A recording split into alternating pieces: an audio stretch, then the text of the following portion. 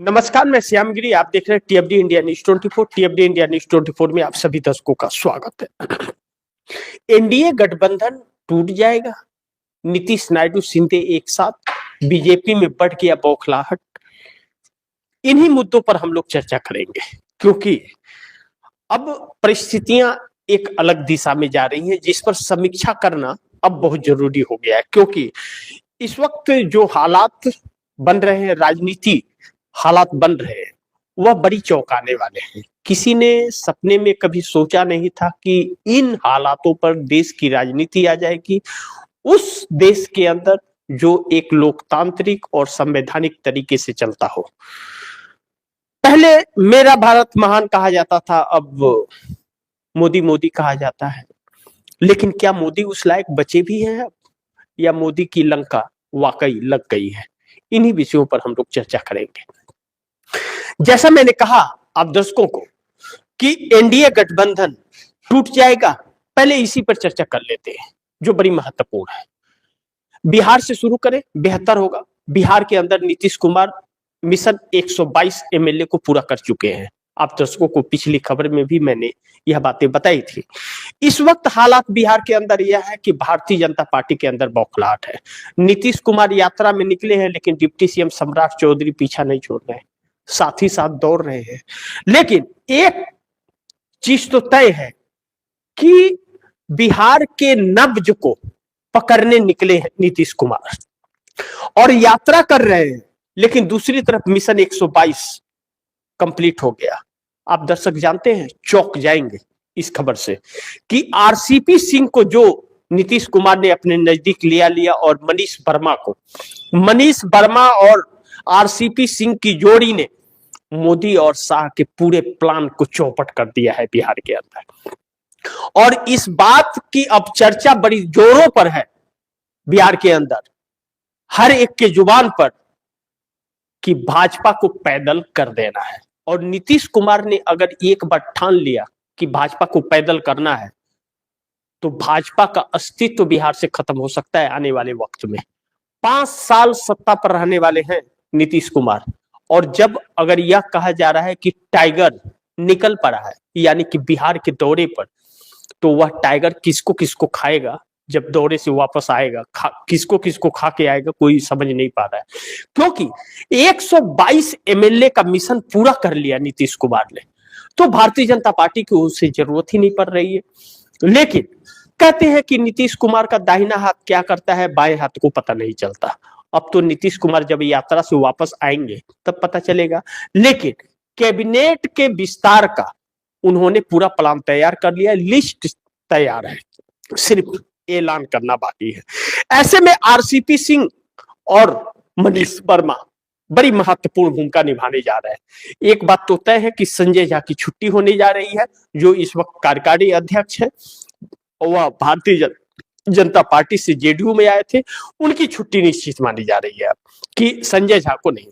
लेकिन कहा जा रहा है कि ललन सिंह को एक मौका दिया जा रहा है कि अभी भी अपने बर्ताव में वह सुधार कर ले, जो भारतीय जनता पार्टी के मोहरे के तौर पर कार्य कर रहे हैं। अगर वैसे ही करते रहे तो केसी त्यागी वाला हाल हो जाएगा ललन सिंह का। मैं नहीं जानता कि ललन सिंह सुधरेंगे या नहीं सुधरेंगे, लेकिन यह जरूर जानता हूं कि अगर नीतीश कुमार ने जेडीयू से निकाल दिया तो ललन सिंह कोई चुनाव नहीं जीत पाएंगे, क्योंकि नीतीश के ही नाम पर वह चुनाव जीतते हैं। और जहां से चुनाव लड़के आते हैं, भारतीय जनता पार्टी उन्हें 7 जन्म में भी जीता नहीं पाएगी। एक ही माध्यम होगा, वोट चोरी, जिसमें भाजपा माहिर है। लेकिन वह भी तब तक ही कायम होगा जब तक मोदी प्रधानमंत्री रहेंगे। जिस दिन मोदी प्रधानमंत्री की कुर्सी से हटे, उस दिन न तो भाजपा का अस्तित्व बचेगा और न आरएसएस का, दोनों पैदल हो जाएंगे।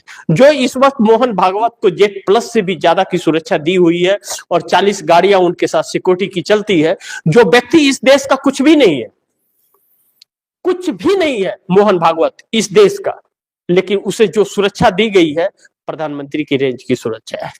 सोचिए क्यों दी गई है। इस बात का खंडन पवन खेरा, कांग्रेस के वरिष्ठ प्रवक्ता, ने भी इस बात का खंडन अपने प्रेस कॉन्फ्रेंस में किया है।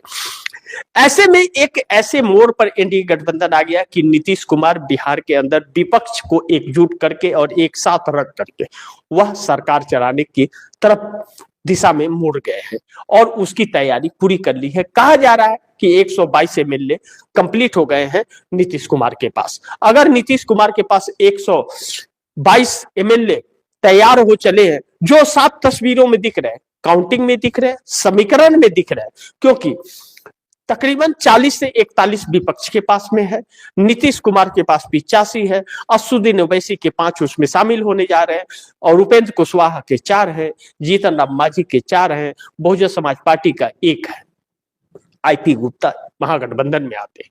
यह सब अगर साथ है तो 122 के आंकड़े को भी पार करके और भी मजबूती से नीतीश कुमार तैयार हो चुके हैं। यानी कि बिहार से बोरिया बिस्तर समेटने की तैयारी भारतीय जनता पार्टी समझ रही है कि हो रहा है और इसीलिए बौखलाहट भाजपा में तेज है।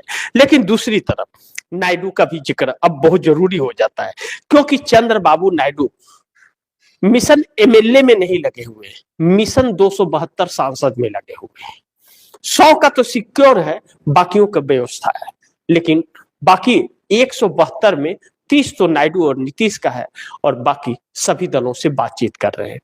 जो बातचीत चल रही है वह कहा जा रहा है कि अब निर्णायक मोड़ पर पहुंचा है। मैं नहीं जानता कि कितना निर्णायक मोड़ पर पहुंचा है, क्योंकि आधिकारिक बयान नहीं है, लेकिन जिस तरह से चर्चाओं में आ गया है, यह कहा जा रहा है कि मोदी अब बहुत भारी पड़ रहे हैं। यह तो बात सच है कि पूरे देश में मोदी अब भारी पड़ गए हैं। किसी ने सपने में सोचा नहीं था मोदी को लेकर के कि मोदी ऐसे निकलेंगे, लेकिन कहते हैं ना, जो नहीं सोचता है इंसान वही सबसे पहले हो जाता है और वक्त बुरा होता है तो ऊंट पे बैठे व्यक्ति को कुत्ता काट लेता है। इस वक्त मोदी वही काम कर रहे हैं, इस बात से इनकार नहीं कर सकते। लेकिन भारतीय जनता पार्टी की रणनीति जो भी है, मोदी की जो रणनीति है वह स्वार्थ की राजनीति है, इससे इनकार नहीं कर सकते। और चंद्रबाबू नायडू का कारण मैं आप दर्शकों को बताने जा रहा हूं, जो आप दर्शक चौंकने वाले हैं। ध्यान से सुनिएगा इस विश्लेषण को, इसलिए क्योंकि चंद्रबाबू नायडू अब बहुत बड़े संकट में पड़ने वाले हैं। अगर चंद्रबाबू नायडू इस संकट से नहीं निकले और मोदी से अपना पीछा नहीं छुड़ाया तो चंद्रबाबू नायडू का आंध्र प्रदेश में सरकार फिर आने वाले वक्त में नहीं आएगी सत्ता में, यह तय है। ऐसे में चंद्रबाबू नायडू नरेंद्र मोदी के साथ एक बार 2018 से 19 में वह धोखा खा चुके हैं। चंद्रबाबू नायडू 2014 में समर्थन दिए थे नरेंद्र मोदी को एनडीए की सरकार में, क्योंकि चूंकि उस वक्त भारतीय जनता पार्टी के पास 285 बहुमत का आंकड़ा था, इसलिए चंद्रबाबू नायडू समर्थन वापस लिए तो पता नहीं चल पाया और उस समय हर हर मोदी चल रहा था, तो उस नारे में गुम हो गए थे चंद्रबाबू नायडू। लेकिन 2018 में वह समर्थन वापस ले लिए थे, इस बात को कह करके कि भारतीय जनता पार्टी वादा खिलाफी कर रही है, जो वादे किए गए थे वह नहीं पूरा कर रही थी, समर्थन वापस ले लिया। लेकिन कहते हैं ना, हुजूर आते आते बहुत देर कर दी। चंद्रबाबू नायडू 14 से समर्थन देते देते 18 हो गया, 18 के आखिरी में समर्थन वापस लेते, 19 में चुनाव रहता है और चुनाव हार जाते हैं। नरेंद्र मोदी पाला बदलने में, वादा खिलाफी करने में माहिर है, इसलिए चंद्रबाबू नायडू का साथ छोड़ करके नरेंद्र मोदी जगन मोहन रेड्डी, वाईएसआर जगन मोहन रेड्डी से गठबंधन कर लेते हैं। गठबंधन करने के बाद में सामदंड भेदभाव वाली नीति अपनाई जाती है और जगन मोहन रेड्डी के साथ सरकार में आ जाते हैं। समर्थन मिलता है, चूंकि भारतीय जनता पार्टी को उस समय लोकसभा में 303 सीटें मिलती है 19 के अंदर, लेकिन जगन मोहन रेड्डी आंध्र प्रदेश में पूरे बहुमत से आ जाते हैं। सांसदों का समर्थन भी देते हैं और मजबूत सरकार रहती है, हर पल मोदी के साथ रहते हैं और मिलजुल करके बांट करके खाते हैं। 4 लाख करोड़ के तकरीबन कर्ज आंध्र प्रदेश पर जगन मोहन रेड्डी ने कर दिया। अब चूंकि 24 में जगन मोहन रेड्डी का वजूद खत्म हो गया था, बदनाम हो गए, उसी बीच चंद्रबाबू नायडू को 360 करोड़ रुपया कौशल विकास परियोजना के तहत इन्हें 52 दिनों तक जेल में रखा गया था। इसी मोदी की ईडी ने रखा था, सीबीआई ने रखा था। आरोप साबित नहीं हुए, लेकिन इन्हें जेल में डाल दिया गया। अब ऐसे में जब एक इंटरनल सर्वे आता है और इंटरनल सर्वे के अंदर यह पता चलता है कि वाईएसआर जगन मोहन रेड्डी चुनाव हार रहे हैं, जनता उन्हें पसंद नहीं कर रही है, नरेंद्र मोदी पाला तुरंत बदल देते हैं इंटरनल सर्वे आने के बाद, और चंद्रबाबू नायडू को शर्त पर जेल से बाहर रिहा किया जाता है। कहा जाता है कि आप एनडीए के साथ गठबंधन में रहेंगे। चूंकि 18 में वह गठबंधन बनाने के लिए निकले हुए थे, कांग्रेस से भी मुलाकात, राहुल गांधी से भी हुई, अखिलेश से, ममता से, सबसे मुलाकात कर रहे थे। जंतर मंतर दिल्ली में वह धरना प्रदर्शन भी कर रहे थे मोदी के खिलाफ, क्योंकि मोदी वादा खिलाफी किए थे। ऐसे में जेल से उन्हें रिहा किया जाता है, गठबंधन एनडीए में आते हैं और सत्ता 2/3 बहुमत से आती है चंद्रबाबू नायडू के। लेकिन 16 सांसद भी आते हैं जो नरेंद्र मोदी के लिए बड़ी कारगर साबित हुए। अब नरेंद्र मोदी की सरकार सत्ता बहुमत खो देती है 240 पर 24 में। 4 जून 2024 को जब रिजल्ट आता है लोकसभा चुनाव का, तो नरेंद्र मोदी को 240 मिलता है, जबकि 400 पार के नारे दिए जा रहे थे। ऐसे में चंद्रबाबू नायडू और नीतीश कुमार बड़ी अहम हो जाते हैं नरेंद्र मोदी के लिए। चंद्रबाबू नायडू का समर्थन बहुत जरूरी हो जाता है, क्योंकि इंडिया गठबंधन के अंदर एकजुटता नहीं थी और Bharatiya Janata party single largest party थी। इसके लिए राष्ट्रपति भारतीय जनता पार्टी को ही निमंत्रण देंगे सरकार बनाने के लिए, यह कोई जानता था, तो इंडिया गठबंधन आगे नहीं बढ़ा, सरकार बनने दिया। लेकिन उसके बाद सरकार गिराने की जब नौबत आई तो इंडिया गठबंधन में फूट पड़ गया और चंद्रबाबू नायडू, नीतीश कुमार चाह करके भी नहीं आ पाए, क्योंकि इंडिया गठबंधन ही एकजुट नहीं था। जो इतिहास में सबसे मजबूत विपक्ष बना था, पार्लियामेंट के अंदर आया हुआ था चुनाव जीत करके, वही विपक्ष एक रह करके भी आपस में फूट पड़े हुए थे। ममता बनर्जी, शरद पवार, अखिलेश यादव जैसे लोग पर्दे के पीछे से नरेंद्र मोदी को समर्थन दे रहे थे। इसलिए कांग्रेस की जो प्रयास थे वह विफल हो गया और वह सब एक नहीं हो पाए।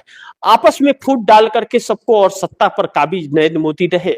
लेकिन जब धीरे धीरे एसआईआर शुरू हुआ और बिहार के परिणाम आए या हरियाणा, महाराष्ट्र के जब परिणाम आए, तो सभी चौंक गए कि अब तो वोट चोरी और मतदाता सूची में भारी फेरबदल किया जा रहा है।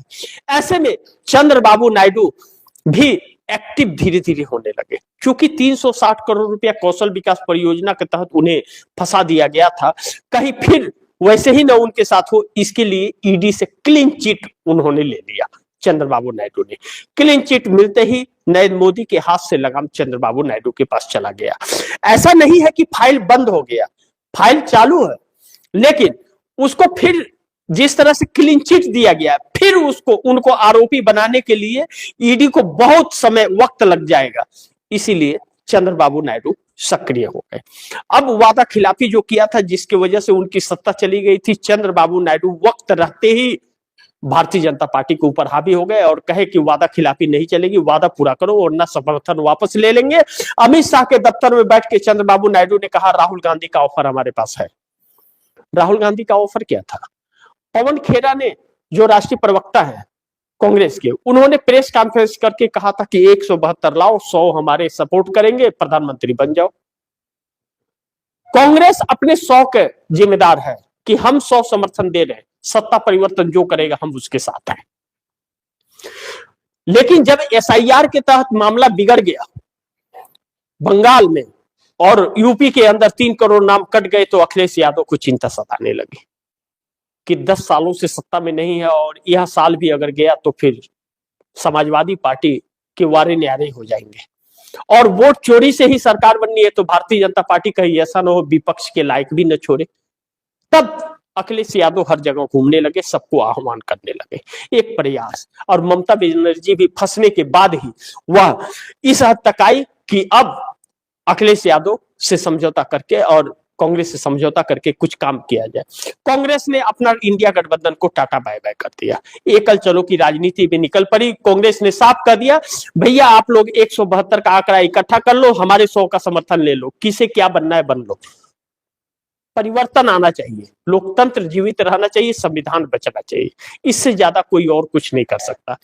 ऐसे में अब प्रयास सफल होता हुआ लग रहा है। कितना इस पर कारगर साबित होगा यह सफलता मैं नहीं जानता, यह वक्त बताएगा। लेकिन चंद्रबाबू नायडू का डेडलाइन 1 फरवरी का आने वाला है और चंद्रबाबू नायडू मिशन 272 सांसदों में वह कामयाबी हासिल करते हुए नजर आ रहे हैं।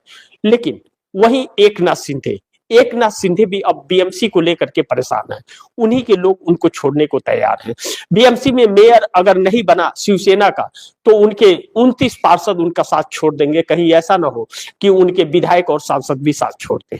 उद्धव ठाकरे के पास एकनाथ शिंदे के पार्षद जाने के बार बार उनको धमका रहे हैं कि आपने अगर भाजपा को समर्थन किया तो हम उद्धव ठाकरे के साथ चले जाएंगे। उद्धव ठाकरे दावा कर रहे हैं कि इंडिया गठबंधन का मेयर बनेगा, और अगर एकनाथ शिंदे ने भारतीय जनता पार्टी के मेयर के लिए अगर हाँ कर दिया तो फिर एकनाथ शिंदे का वजूद खत्म हो जाएगा। एकनाथ शिंदे बड़ी चक्कर में पड़े हुए हैं, अपने जुबान से कि शिवसेना का ही बनेगा कह नहीं पा रहे हैं मेयर, कहते हुए नजर आ रहे हैं महायुति का ही मेयर बनेगा। अरे भाई वो तो सबको मालूम है, गठबंधन महायुति यानी कि एनडीए गठबंधन है तो एनडीए का ही बनेगा, चाहे वह एकनाथ शिंदे का बने या भाजपा का बने, और भाजपा और एकनाथ शिंदे ही है।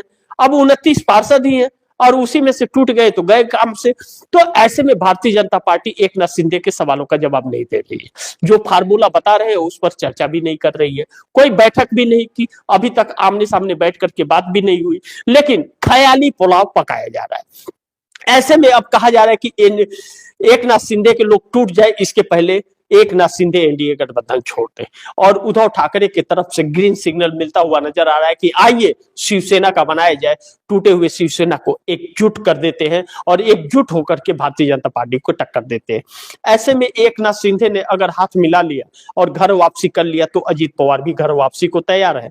ऐसे में भारतीय जनता पार्टी की महाराष्ट्र सरकार भी गिर जाएगी। लेकिन महाराष्ट्र अगर बीएमसी गया भाजपा के हाथ से और महाराष्ट्र सरकार गिरी, वैसे तुरंत 24 घंटे के अंदर नरेंद्र मोदी की सरकार गिर जाएगी, क्योंकि सब तैयार बैठे हुए हैं। क्योंकि नीतीश नायडू शिंदे एक साथ जैसे हुए एनडीए गठबंधन टूट जाएगा, इस बात से इनकार नहीं कर सकते। देखना यह महत्वपूर्ण होगा कि आगे क्या होता है, लेकिन भारतीय जनता पार्टी के अंदर बौखलाहट बढ़ गया है, इस बात से इनकार नहीं कर सकते। आने वाला वक्त बड़ी चुनौतीपूर्ण है, देखना यह होगा कि आगे क्या होता है। जो भी होगा खबरें आप दर्शकों तक लाते रहूंगा। नीतीश नायडू शिंदे ने मिलकर के भारतीय जनता पार्टी की नींद हराम कर दी है, इस बात से इनकार नहीं किया जा सकता।